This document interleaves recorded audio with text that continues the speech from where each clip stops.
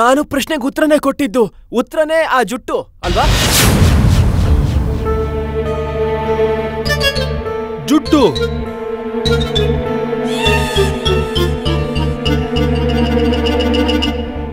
ಸರಿಯಾದ ಉತ್ತರ.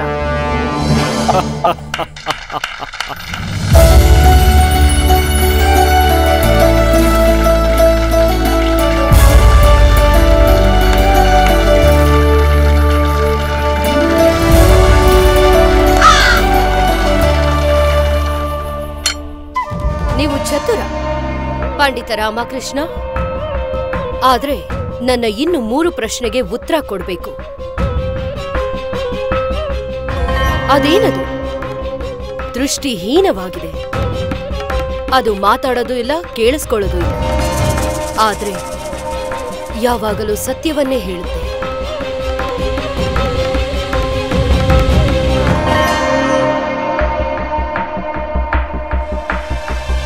ಈ ಪ್ರಶ್ನೆನೇ ತಪ್ಪಾಗಿದೆ. ಯಾರಿಗ್ ಮಾತಾಡೋಕೆ ಆಗಲ್ವೋ ಅವ್ರು ಸತ್ಯ ಹೇಳೋಕೆ ಹೇಗ್ ಸಾಧ್ಯ?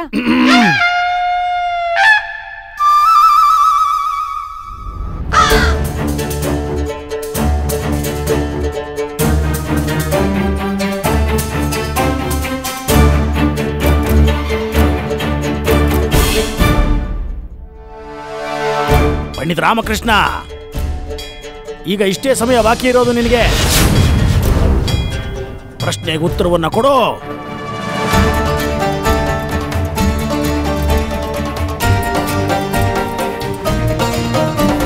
ಪಂಡಿತ ರಾಮಕೃಷ್ಣ, ಉತ್ತರ ಕೊಡಿ. ಸಮಯ ತುಂಬಾ ಕಡಿಮೆ ಇದೆ.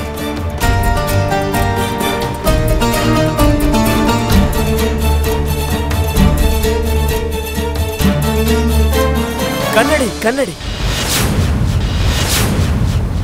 ಅದು ಕನ್ನಡಿ. ಮಾತಾಡಲ್ಲ ಮತ್ತೆ ಕೇಳಿಸ್ಕೊಳ್ಳಲ್ಲ, ಆದ್ರೆ ಯಾವಾಗ್ಲೂ ಸತ್ಯನೇ ಹೇಳತ್ತೆ.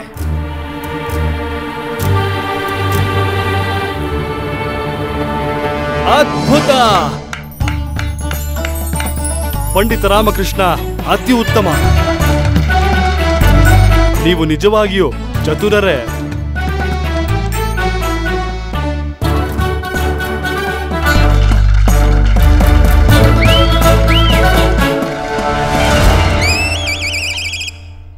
ಕೇವಲ ಕೊನೆ 2 ಪ್ರಶ್ನೆ, ಬೆಲೆ ಹೋಯ್ತು. ದೌರ್ಭಾಗ್ಯ ನನಗೆ. ಪಂಡಿತ ರಾಮಕೃಷ್ಣ, ಸರ್ವನಾಶ ಕಣೋ ನೀನು.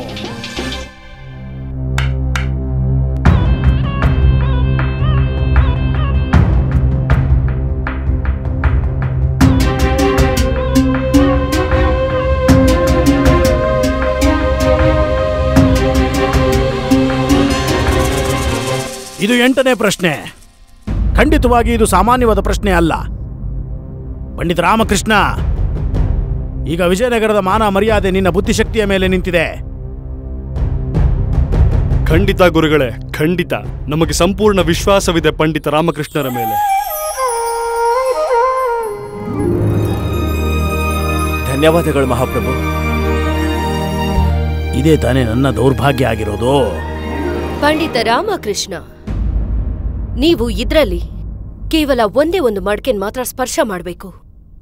ಅದು ಕೂಡ ಕೇವಲ ಒಂದೇ ಸಲ. ಮತ್ತಿ ಮಡ್ಕೆನ ಯಾವ ಪ್ರಕಾರದಲ್ಲಿಡ್ಬೇಕು ಅಂದ್ರೆ, ತುಂಬಿರೋ ಮಡ್ಕೆ ಪಕ್ಕ ಖಾಲಿ ಮಡ್ಕೆ ಇರಬೇಕು.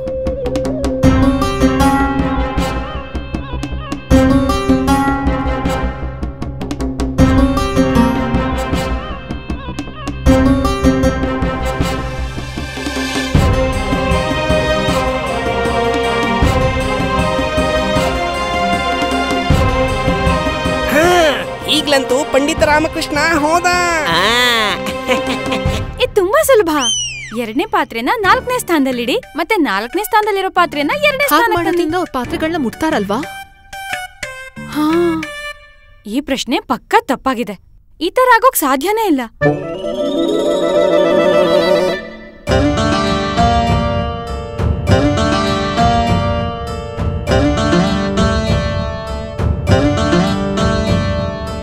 ಆರಾಮಾಗಿ.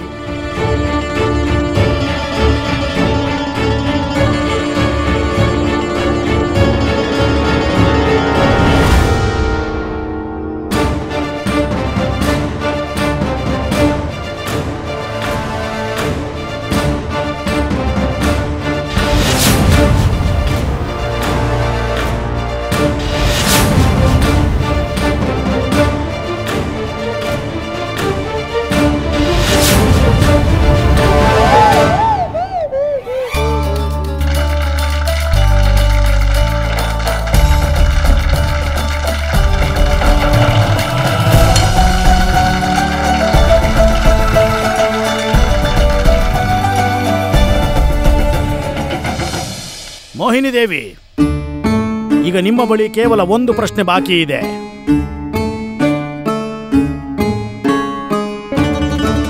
ಪಂಡಿತ ರಾಮಕೃಷ್ಣ, ಈಗ ಕೇಳ್ತಿದ್ದೀನಿ ಅಂತಿಮ 9ನೇ ಪ್ರಶ್ನೆ.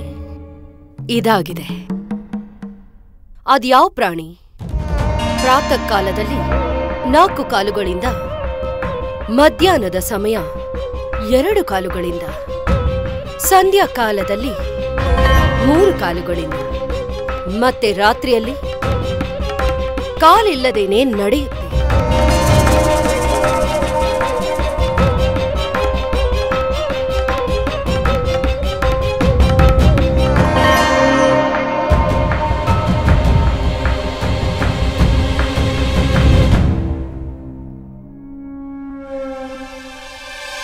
ಶ್ವಾನ.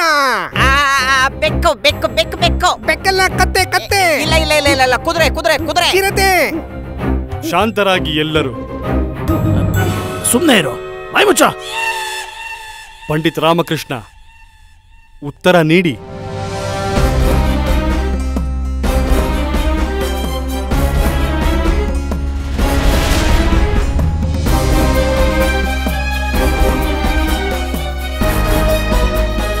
ಪಂಡಿತ ರಾಮಕೃಷ್ಣ, ಉತ್ತರ ಕೊಡಿ.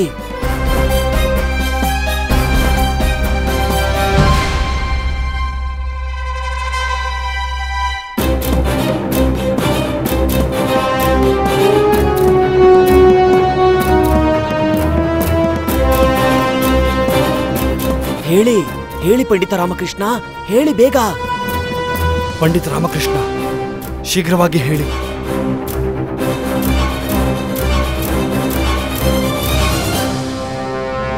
ಸಮಯ ಸಮಾಪ್ತಿ ಆಯಿತು ಮಹಾರಾಜರೇ, ಸಮಯ ಸಮಾಪ್ತಿ ಆಯಿತು. ಪಂಡಿತ್ ರಾಮಕೃಷ್ಣ, ನೀವು ಪರಾಜಿತರಾದ್ರಿ.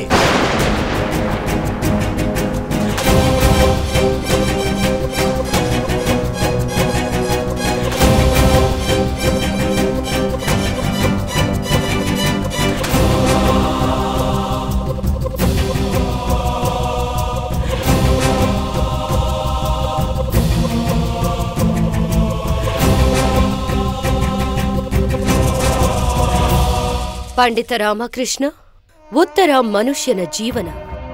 ಬೆಳಿಗ್ಗೆ ಮನುಷ್ಯನ ಜನ್ಮ ದರ್ಶನವಾಗುತ್ತೆ.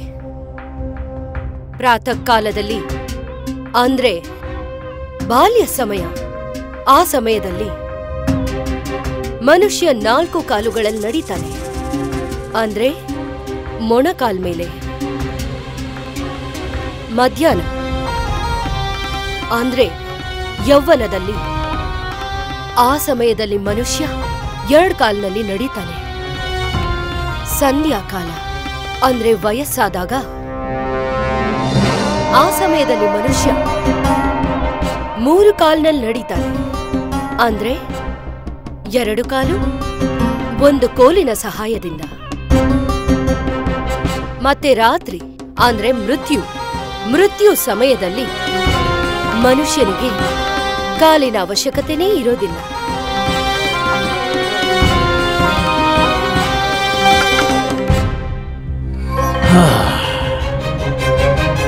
ನಾನು ಅತ್ಯಂತ ನೋವಿನಿಂದ ಘೋಷಣೆ ಮಾಡಬೇಕಾದಂತ ಪರಿಸ್ಥಿತಿ ಇದೆ. ಪಂಡಿತ್ ರಾಮಕೃಷ್ಣ ಪರಾಜಿತನಾಗಿದ್ದಾನೆ. ಅಯ್ಯೋ ದೇವ್ರೆ, ಇದು ಸೋಲೋಕೆ ಹೇಗೆ ಸಾಧ್ಯ? ಮತ್ತೆ ಗೆಲುವನ್ನು ಸಾಧಿಸಿರೋದು ಮೋಹಿನಿ ದೇವಿ. ಈಗ ತಾತ್ಪರ್ಯ ಏನಂತ ಹೇಳಿದ್ರೆ, ಪಂಡಿತ ರಾಮಕೃಷ್ಣ ಮೋಹಿನಿ ದೇವಿಯ ದಾಸನಾಗಿರ್ಬೇಕು ಮತ್ತು ಅದನ್ನ ಸ್ವೀಕರಿಸಬೇಕು.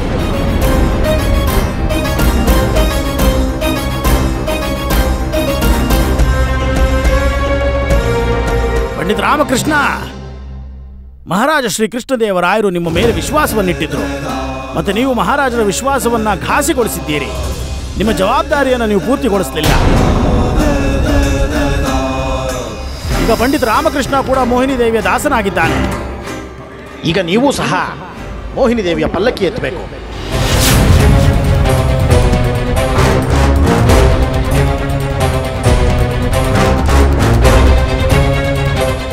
ಮಹಾರಾಜರೇ, 30 ದಿನಗಳ ಕಾಲ ಈಕೆ ದಾಸನಾಗಿ ಜೀವಿಸಿದ ನಂತರವೂ ಸಹ ರಾಮಕೃಷ್ಣರವರು ಮುಖ ತೋರಿಸೋದಕ್ಕೆ ಲಾಯಕ್ಕಿಲ್ಲ. ಮತ್ತೆ ನನಗೇನು ಅನಿಸ್ತಾ ಇದೆ ಅಂದರೆ ಪಂಡಿತ ರಾಮಕೃಷ್ಣ ಸ್ವಯಂ ನಗರದಲ್ಲಿ ಮತ್ತು ದರ್ಬಾರ್ನಲ್ಲಿ ಓಡಾಡೋದಕ್ಕೆ ಸಾಧ್ಯ ಇಲ್ಲ. ಮತ್ತೆ ಹೌದು ಮಹಾರಾಜರೇ, ನಾವು ಸಹ ಇವರನ್ನ ತಡೆಯೋದಕ್ಕೆ ಸಾಧ್ಯ ಆಗಲ್ಲ.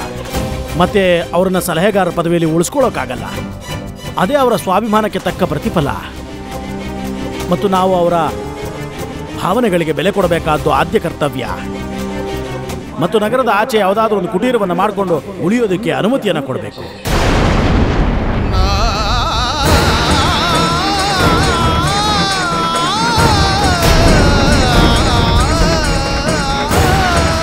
ಪಂಡಿತ ರಾಮಕೃಷ್ಣ, ನಮ್ಮ ಮತ್ತು ಇಡೀ ವಿಜಯನಗರ ಸಾಮ್ರಾಜ್ಯದ ಸಹಾನುಭೂತಿ ನಿಮ್ಮ ಜೊತೆಯಲ್ಲಿರುತ್ತೆ.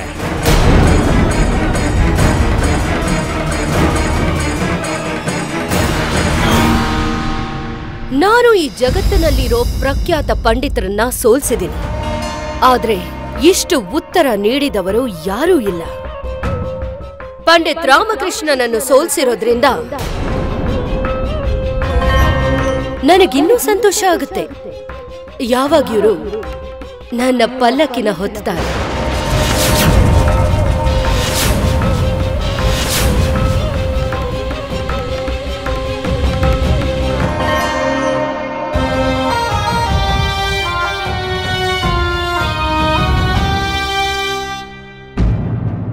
ನೀವ್ ಚಿಂತೆ ಮಾಡಬೇಡಿ, ನಾನ್ ನಿಮಗೆ ಗೌರವ ಕೊಡ್ತೀನಿ, ನಿಮ್ಮನ್ನ ಚೆನ್ನಾಗೂ ನೋಡ್ಕೋತೀನಿ, ಮತ್ತೆ ನಿಮಗೆ ನನ್ನ ಪಲ್ಲಕ್ಕಿನ ಮುಂದೆ ನಿಂತು ಎತ್ತೋದಿಕ್ಕೆ ಅವಕಾಶ ಕೊಡ್ತೀನಿ, ಸನ್ಮಾನ ಕೂಡ ಮಾಡ್ತೀನಿ.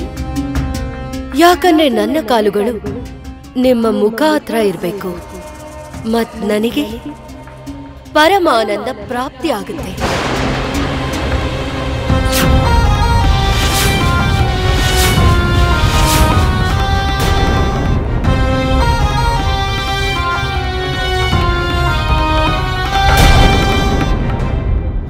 ಅಮ್ಮ ಬೇಡ, ಅಮ್ಮ ಬೇಡ, ಬಿಟ್ಬಿಡು, ಸಮಾಧಾನ ಮಾಡ್ಕೊ.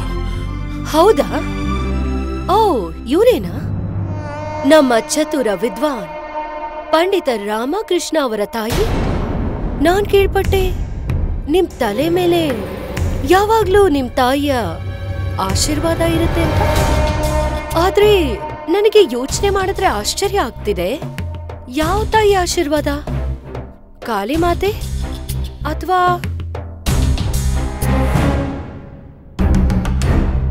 ಈ ಮೂಕಿ ತಾಯಿದ?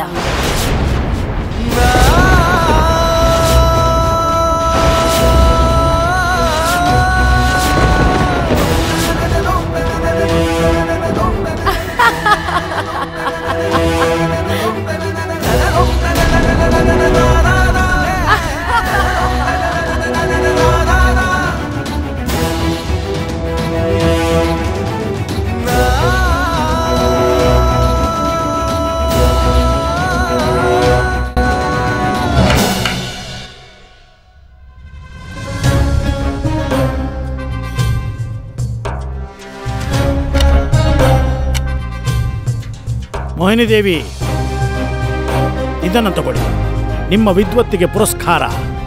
ನಿಮಗೆ ಇದು ಸಲ್ಲಬೇಕಾದ್ದು.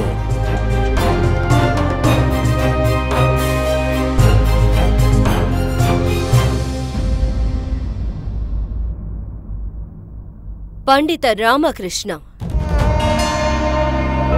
ನಿಮಗೆ ನೆನಪು ಮಾಡಿಸ್ತಾ ಇದ್ದೀನಿ, ಇವತ್ತಿನಿಂದ ನೀವು ನನ್ನ ದಾಸ ಮತ್ತು ನಾನು ನಿಮ್ಮ ಗುರು. ಇನ್ನೂ ನಿಂತ್ಕೊಂಡಿದ್ದೀರಾ? ನಿಮಗ್ ಕಾಣಿಸ್ತಾ ಇಲ್ವಾ? ಈ ತಟ್ಟೆನ ನಾನೇ ಹಿಡ್ಕೊಂಡಿದ್ದೀನಿ. ನೀವು ಮಾಡ್ಬೇಕಾಗಿರೋದು, ನೀವು ಈ ತಟ್ಟೆನ ತಗೊಂಡು ಪಲ್ಲಕ್ಕಿಯಲ್ಲಿ ಇಡಿ.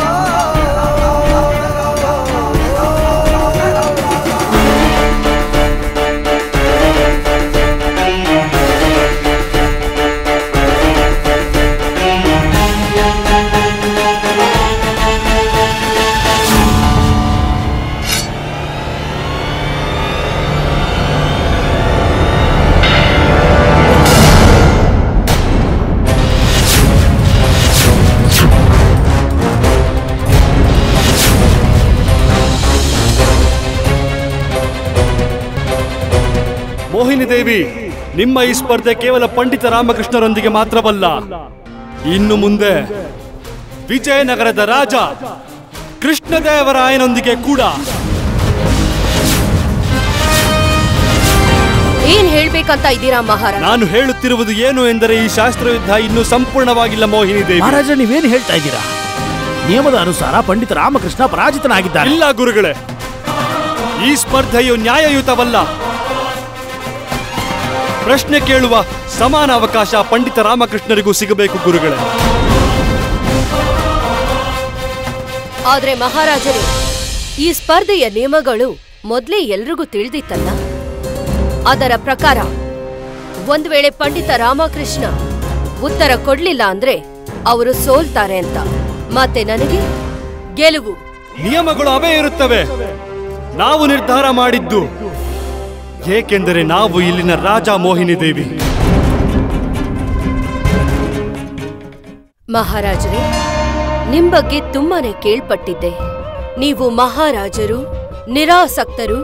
ಆದ್ರೆ ಇವತ್ತು ನಿಮ್ಮ ಪಂಡಿತರು ಒಂದು ಸ್ತ್ರೀ ವಿರುದ್ಧ ಸೋತಿರುವುದರಿಂದ ನೀವು ಪಕ್ಷಪಾತ ಮಾಡ್ತಿದ್ದೀರಾ?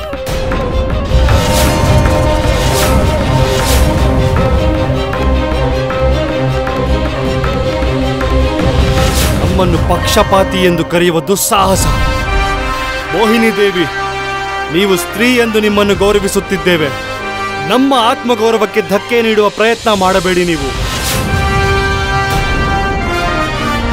ಕೃಷ್ಣದೇವರಾಯ ನ್ಯಾಯ ಮತ್ತು ಧರ್ಮವನ್ನು ಪಾಲಿಸುವುದರಲ್ಲಿ ಪ್ರಸಿದ್ಧನು. ವಿಜಯನಗರದ ದಕ್ಷಿಣದಲ್ಲಿ 5 ಶಕ್ತಿಶಾಲಿ ರಾಜ್ಯಗಳಿವೆ ಹಾಗೂ ಉತ್ತರದಲ್ಲಿ ಸುಲ್ತಾನ ಬಾಬರ್. ಆದರೆ ಇವತ್ತಿನವರೆಗೂ ನಮ್ಮ ರಾಜ್ಯವನ್ನು ರಕ್ಷಿಸುವುದರಲ್ಲಿ ಯಶಸ್ವಿಯಾಗಿದ್ದೇವೆ. ಅದಕ್ಕೆ ಕಾರಣ ನಾವು ವೀರರೆಂದೂ ಅಲ್ಲ. ಅದಕ್ಕೆ ಕಾರಣ ನಮ್ಮ ಪ್ರಜೆಗಳ ಆಶೀರ್ವಾದ, ಅವರ ಸಹಯೋಗ ಹಾಗೂ ವಿಶ್ವಾಸವು. ನಮ್ಮ ಸಮಸ್ತ ಸಭಾ ಸದಸ್ಯರು, ನಮ್ಮ ಮಂತ್ರಿಗಳು ಹಾಗೂ ನಮ್ಮ ಪ್ರಜೆಗಳು ನಮ್ಮ ಮೇಲಿಟ್ಟಿರುವುದು. ನಮ್ಮನ್ನು ಪಕ್ಷಪಾತಿ ಎಂದು ಕರೆಯುವ ದುಸ್ಸಾಹಸ ಮತ್ತೆ ಮಾಡಬೇಡಿ. ಎಲ್ಲಾ ಸ್ಪರ್ಧೆಗಳಲ್ಲೂ 2 ಪ್ರತಿಯೋಗಿಗಳಿಗೂ ಸಮಾನ ಅವಕಾಶ ನೀಡಲಾಗುತ್ತದೆ. ಇದು ಒಂದು ಸ್ಪರ್ಧೆಯೋ ಹಾಗೂ 2 ಪ್ರತಿಯೋಗಿಗಳಿಗೂ ಸಮಾನ ಅವಕಾಶ ನೀಡಬೇಕಾಗುತ್ತದೆ. ಇದು ನಮ್ಮ ನಿರ್ಣಯವು. ಪಂಡಿತ ರಾಮಕೃಷ್ಣರಿಗೂ ಕೂಡ ಪ್ರಶ್ನೆ ಕೇಳುವ ಸಮಾನ ಅವಕಾಶ ಸಿಗಬೇಕು. ಇದರಲ್ಲಿ ಯಾರಿಗೂ ತೊಂದರೆ ಇಲ್ಲ ತಾನೆ?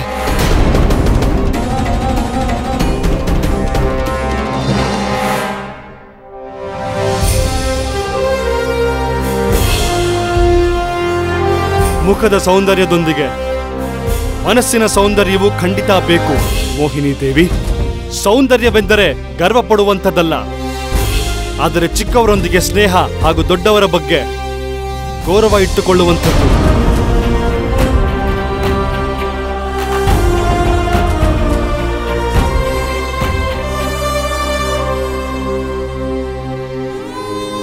ನೀವು ನಮಗಿನ್ನ ವಯಸ್ಸಿನಲ್ಲಿ ದೊಡ್ಡವರು.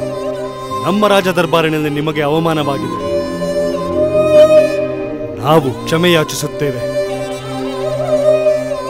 ನಾವು ಪಂಡಿತ ರಾಮಕೃಷ್ಣರ ಸೋಲನ್ನು ಒಪ್ಪಿಕೊಳ್ಳುವುದಿಲ್ಲ.